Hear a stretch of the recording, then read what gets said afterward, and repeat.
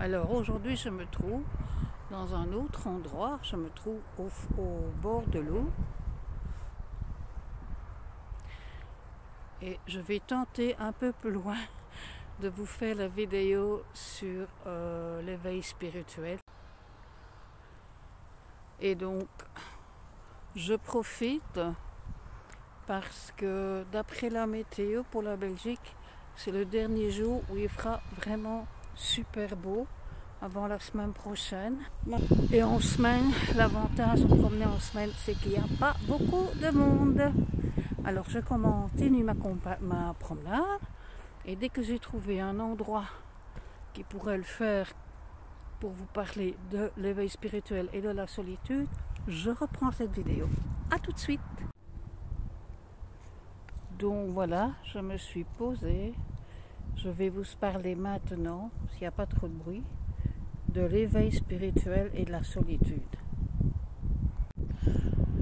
Et donc ceci est un phénomène en fait tout à fait normal, tout simplement parce que lorsque l'on s'éveille spirituellement, on monte en vibration, notre fréquence vibratoire s'élève et au bout d'un moment, nous ne sommes plus au même niveau vibratoire que nos anciens amis, collègues, pères, mères, sœurs, frères.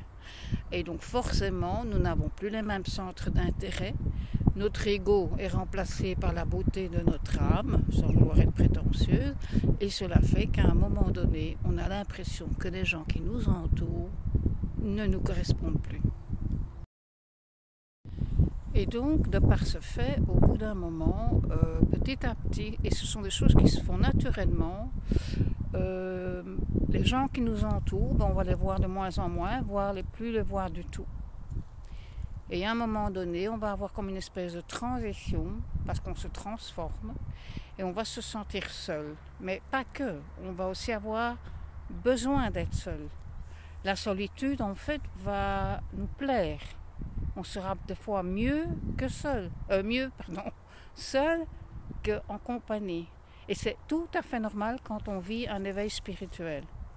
Parce qu'on a besoin d'un temps d'adaptation, notre corps change, nos envies changent, notre ego est remplacé par l'âme. On rentre vraiment dans ce que notre âme a besoin pour être bien. Et de ce fait-là, forcément, on est seul. Maintenant, il y a des gens qui, même après, restent dans cette solitude. Et j'en fais partie, en fait. Moi, je suis très, très bien quand je suis seule. Je n'aime pas d'être longtemps avec des gens dans la foule, ou même sans la foule. J'ai besoin d'être seule, j'ai besoin de ça, j'ai besoin de me retrouver, j'ai besoin de ça pour me sentir bien, pour pouvoir être en accord avec moi-même. J'ai besoin de faire des choses comme je fais depuis 2-3 jours, c'est sortir, aller voir de nouveaux endroits, découvrir des lieux que je ne connaissais pas, mais des lieux où je sais que je serai tranquille, où je sais qu'il y aura de la calmitude, de la zénitude. Calmitude, ça n'existe pas, Mireille. Où il y aura de la zénitude et où je vais pouvoir me sentir et me ressourcer. Les endroits qui sont très bien aussi pour ça, ce sont les églises, pour les gens qui aiment l'art. Et donc voilà pourquoi la solitude, quand on s'éveille spirituellement, n'est en fait pas du tout anormale, bien au contraire. Donc voilà, pour les personnes qui s'inquiètent par rapport à ça, il y en a qui m'ont été jusqu'à me dire « j'ai l'impression que je deviens asocial ». Vous ne devenez pas asocial du tout, c'est un phénomène tout à fait normal quand on est dans un éveil spirituel. J'attends parce qu'il y a des motos qui passent là. Et voilà, alors chez certaines personnes avec le temps ça va passer, elles vont recommencer parce que au fur et à mesure vous allez voir, quand on est sur une vibration X, on va dire que quand on est en éveil spirituel, quand on est éveillé spirituellement, on est passé de la 3e dimension à la 5e dimension. Et automatiquement, on va attirer des gens qui sont de la même vibration que nous et on va petit à petit se faire des connaissances. Et à ce moment-là, cette solitude va s'estomper.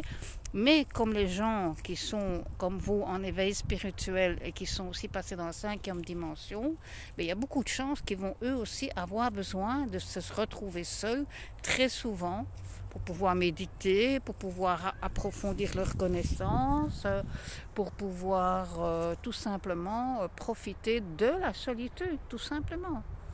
Lorsqu'on est en éveil spirituel, on aime le minimalisme, on n'est plus attiré par le luxe, on n'est plus attiré par tout ce qui est superficiel. À la limite, l'argent ne nous intéresse plus non plus. Bon, il en faut pour vivre, c'est sûr, mais ce n'est plus notre question primordiale dans la vie. Et donc, comme on va attirer des gens qui vont penser comme nous, qui vont être dans la même fréquence que nous, ben, automatiquement, c'est des gens avec qui on va pouvoir parler de ça. On va pouvoir parler de nos expériences, de nos ressentis. Et on va se sentir petit à petit moins seul, malgré que la solitude restera quand même un point important dans notre vie, à partir du moment qu'on est éveillé. Voilà, j'espère que je vous ai un peu éclairé sur le sujet. C'est une toute petite vidéo, mais bon, il fallait la faire, car on m'a souvent posé la question.